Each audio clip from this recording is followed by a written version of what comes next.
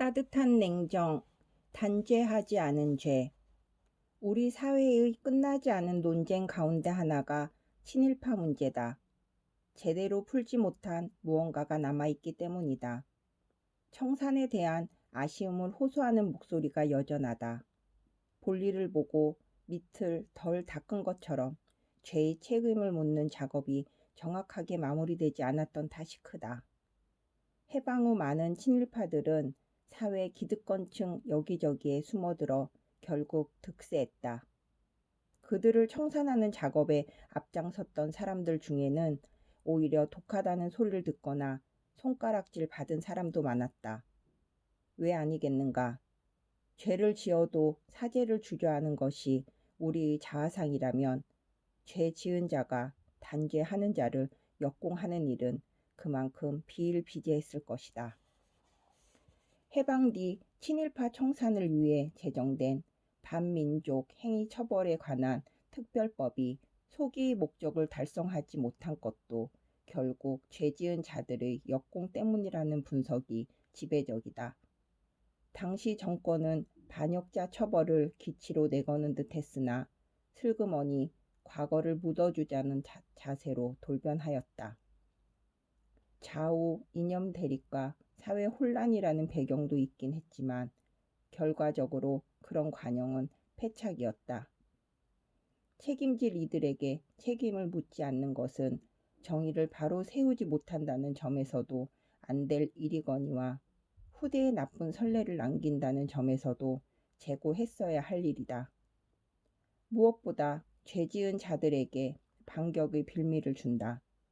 당시 반민특위, 반민족 행위 특별조사위원회가 이렇다 할 활동도 하지 못한 채 금세 해산되고만 배경에도 친일 이력을 가진 경찰들의 보복 공격이 있었다.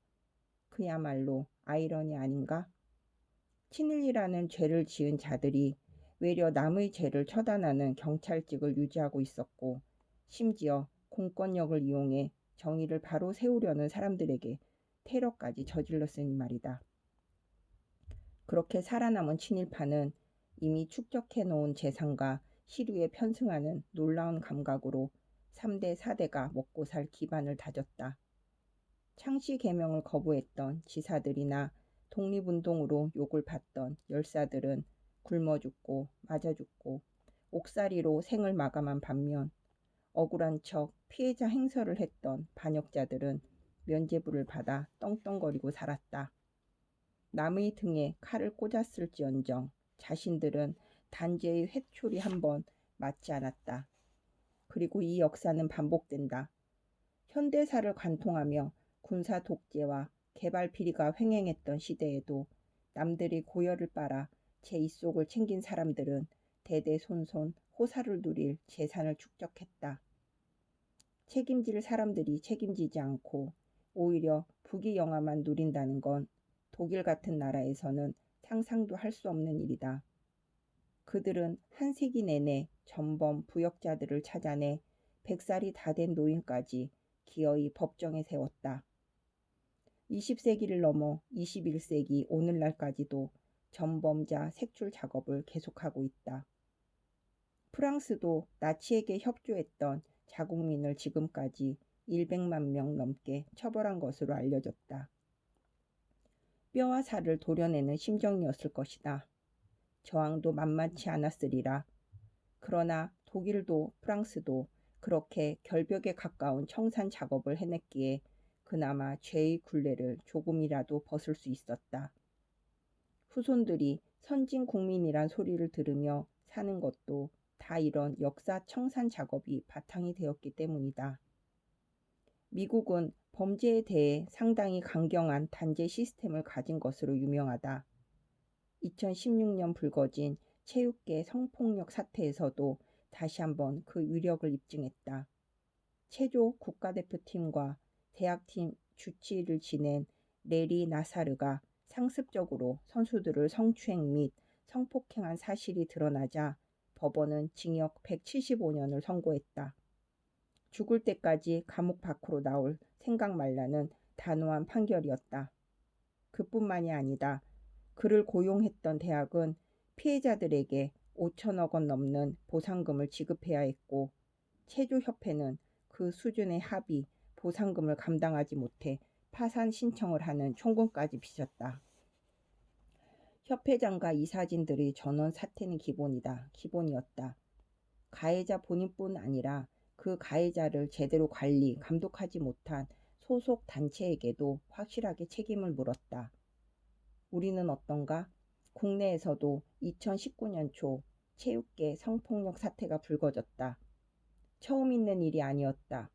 같은 문제가 자꾸 반복되는 배경으로 언론들은 체육계 자정 노력과 단지 시스템의 부재를 지적했다.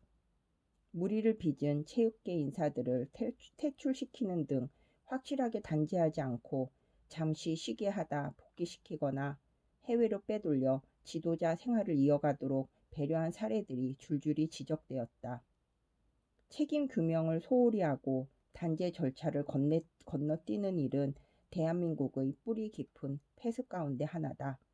죄를 묻지 않고 묻는데 급급하는 업보는 결국 부메랑이 되어 돌아온다.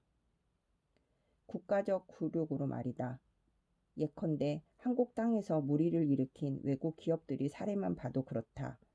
폭스바겐의 배출가스 조작 사건, BMW의 연쇄 차량 화재 사태. 문제가 불거졌을 때 해당 기업들이 국내 소비자들을 상대로 어떤 처신을 보였는지 모두가 기억하고 있다. 오만방자라는 표현부터 떠올리는 사람들이 많을 것이다. 외국에서는 천문학적 보상금을 턱턱 내놓으면서도 한국 소비자들에겐 형식적인 리콜로 얼렁뚱땅 넘어가려 했다. 그 회사들은 욕을 먹고 마땅하지만 국민들 사이에서 자업자득이라는 자성도 뒤따랐다. 우리가 얼마나 우습게 보였으면 이런 자조적 반응이 적지 않았다. 수입차 결함이라든가 리콜 문제가 논란이 된 게 어제 오늘이 일이 아닌데도 매번 그런 행태가 반복되는 걸 보면 분명 우리에게도 문제가 있다는 이야기다. 무엇보다 단죄 시스템에서 말이다. 징벌적 배상제를 도입해 수천억, 수조 원대의 과징금과 보상금을 물리는 외국과 비교해 볼 때 우리의 현실은 초라할 수밖에 없다. 단죄를 주저하면 제2, 제3의 폭스바겐 사태, BMW 사태는 언제든지 또 일어날 수 있다. 단죄란 보복과는 다른 차원이다. 물어야 할 책임을 확실하게 묻는 일이다. 다시는 그런 정의롭지 못한 일을 도모하지 못하도록 본보기를 세우는 일이기도 하다. 보복이라는 주장은 책임져야 할 사람들이 책임을 회피하는 수단으로 가장 흔하게 인용하는 레파토리다. 그 궤변에 휩쓸려 단죄를 소홀히 하면 결국 능욕이 돌아온다. 나라 대 나라에서도 그렇다. 일본이 우리에게 보이는 행태가 확실한 사례다. 과거 역사의 책임을 확실하게 묻지 않았던 업보가 부메랑으로 돌아와 우리 뒤통수를 치고 있다. 정당한 책임 규명과 배상 요구를 일본은 보복이나 몽리로 몰아세우고 있지 않은가? 한국의 요구가 지나치다며 되레 외교 분쟁으로 비화시키고 있다. 분명히 말하지만 한일 간의 과거사 문제는 외교적인 조율의 사안이 아니다. 애초부터 선과 악이 명징하고 책임과 보상 소재가 확실하다. 그런데도 일본은 인정하지 않는다. 인정할 필요가 없다고 여겼을지도 모른다. 역사에서 우리가 단추를 잘못 끼운 측면이 있기 때문이다. 단죄를 소홀히 한 그 업보 말이다. 용서는 피해자의 권리. 2018년 위안부 화해치유재단을 해산한다고 우리 정부는 일본에 통보했다. 물론 일본과 사전 조율을 거친 결정은 아니었지만 우리 국민 중에 그 결정의 정당성을 의심하는 사람은 많지 않았다. 그러나 3년 전 2016년 재단을 처음 설립한다는 결정이 내려졌을 때는 상당수가 그 정당성에 의문을 제기했다. 무엇보다 피해 당사자들이 결정 과정에서 철저히 배제되었기 때문이다. 위안부 할머니들은 어느 날 갑자기 통보를 받았다. 두 나라가 돈을 주고받고 재단 하나를 설립하는 선에서 위안부 문제를 마무리 짓기로 했다고 말이다. 당시 정부는 불가역이라는 표현까지 썼다. 생각해보면 참으로 희한한 일이다. 가해자에게 무언가를 통보한다는 것은 납득이 가는 일인데 피해자에게 일방적인 통보가 내려진다는 것은 황당하기 짝이 없는 일이다. 합의도 아니고 권유도 아니고 통보라니. 한일 양국 정부가 위안부 할머니들을 제쳐놓고 일방적인 합의로 화해치유재단 설립을 발표했을 때 나는 저녁 뉴스를 진행하고 있었다. 돌이켜보면 그날 내가 진행한 뉴스에는 어떤 비판적인 리포트도 어떤 비판적인 기사도 나가지 않았다. 앵커기 이전에 국민은 한 사람으로서 분명 엽기적인 합의라는 판단이 들었지만 기자들이 써보낸 리포트 기사는 하나같이 청와대 입장만 반영한 몸이 건조한 기조를 띠고 있었다. 결국 앵커 멘트와 기사는 따로 돌게 되었다. 기사의 내용은 덤덤하기만 하고 어떤 비판도 가미되지 않았는데 그 기사를 소개하는 앵커의 멘트에만 뭔가 각이 서버린 것이다. 그날 뉴스 클로징과 회사 트위터 계정에 나는 아래와 같은 멘트를 남겼다. 그렇게라도 하지 않으면 견디지 못할 것 같았다. 피해자는 용서 안 했는데 가해자는 속죄를 선언하는 것. 영화 밀양이 생각납니다. 반성의 시효가 있을까요? 상처엔 시효가 없습니다. 수요 집회는 그래서 계속되었습니다. 그랬다. 한일 합의가 나온 직후에도 수요 집회는 이어졌다. 수요 집회가 무엇인가? 피해자들의 목소리다. 피해자들이 합의를 합의로 인정하지 않는다는 확실한 거부 의사였다. 그래도 정부는 밀어붙였다. 재단을 세우고 알량한 돈을 받았다. 멋대로 반성과 청산에 시효를 부여하며 피해자 당사자들의 상처에 다시 한번 소금을 뿌렸다. 상처에선 피눈물이 솟았다. 그 일방적인 화해와 치유는 지금 돌이켜 생각해봐도 엽기적이다. 화해는 제3자끼리 했고 피해자는 전혀 치유되지 않았다. 그걸 문제 제기하지 않았던 언론은 사실 언론도 아니다. 나도 마찬가지고 우리 모두 기레기라고 불려도 할 말이 없던 시절이었다. 용서란 피해 당사자가 하는 것이다. 제3자 누구에게도 용서의 권한이 없다. 영화 밀양을 거론한 것도 그런 이유에서다. 밀양의 주인공은 유괴범에게 자식을 잃는 극한의 아픔을 겪고 고통스러워한다. 그러다 어렵게 용서라는 걸 하기로 마음먹고 용기를 내어 교도소를 찾는다. 그러나 면회실에 들어온 유괴범이 대뜸 이렇게 말한다. 하나님이 이 죄 많은 놈한테 손 내밀어 주시고 그 앞에 엎드려 회개하게 해주시고 죄를 용서해 주셨습니다. 가해자가 이미 속죄를 마쳤다고 피해자에게 선언한 셈이다. 한없이 편안한 얼굴을 하고 말이다. 기도를 열심히 했더니 죄가 다 사하여졌다며 가해자는 스스로에게 셀프 구원을 베풀고 있었다. 거기서 피해자는 폭발한다. 내가 용서하지 않았는데 도대체 누가 용서를 해주었다는 말인가? 그것이 신이라고 해도 말이다. 용서란 피해자가 직접 해야 한다. 그 권리는 피해자 외에는 누구에게도 있지 않다. 그런데 한일 정부는 그걸 무시했다. 피해자의 절대 권리를 무시하고 제3자들끼리 용서 절차를 마무리하려 했다. 그때 그런 식으로 단추를 잘못 깨는 바람에 한일 외교 갈등은 계속해서 악화일로를 걷고 있다. 아베 일본 총리는 여전히 위안부 문제에 대해 큰 소리를 치고 징용자 배상 문제에 있어서도 같은 태도다. 한국 법원이 최근 일제 전범 기업인 신일본제철, 옛 신일철주금 주식회사를 상대로 손해배상 판결을 내리자 일본 정부가 나서 배상을 하지 말라고 막는 지경에 이르렀다. 한국 정부가 내린 결정도 아니고 엄연히 사법부가 내린 법적 판단인데 일본 정부는 그 법을 따르지 말라며 자국 기업을 치마포가 안으로 잡아 끌었다. 이 문제에 있어 일본의 태도는 이중적이기까지 하다. 같은 문제로 대립 중인 중국을 상대로는 그런 태도를 보이지 않는다.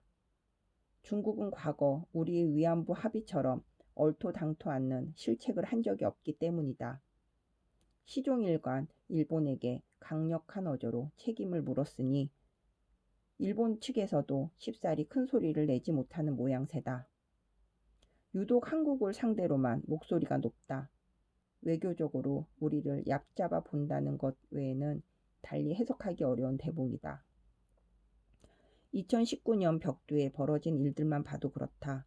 전년도 내내 징용과 위안부 문제로 한일 양국 간 갈등이 심화되더니 급기야 신년 초에는 일본 자위대 초계기들이 한국 해군을 상대로 저공 위협 비행을 감행하기까지 했다.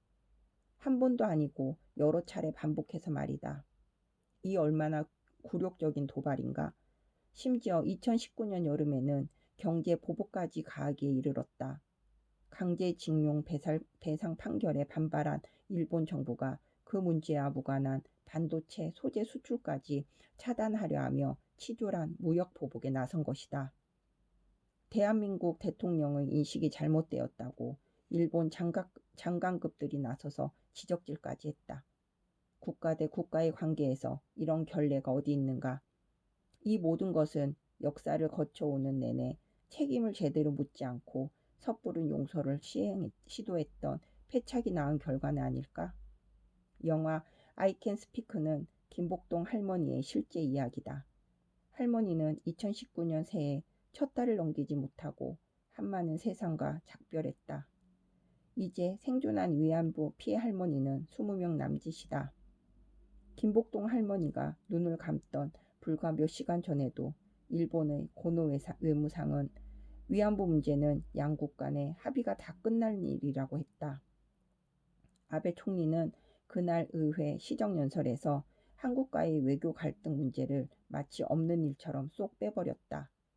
그림자 취급을 했다고 할까? 눈을 감기 전 김복동 할머니가 마지막으로 본 것이 그 뉴스가 아니길 바랄 뿐이다. 할머니를 떠나보내고 남은 20여 명의 다른 할머니들에게 그날의 그 모멸이 여전히 현재 진행형이겠지만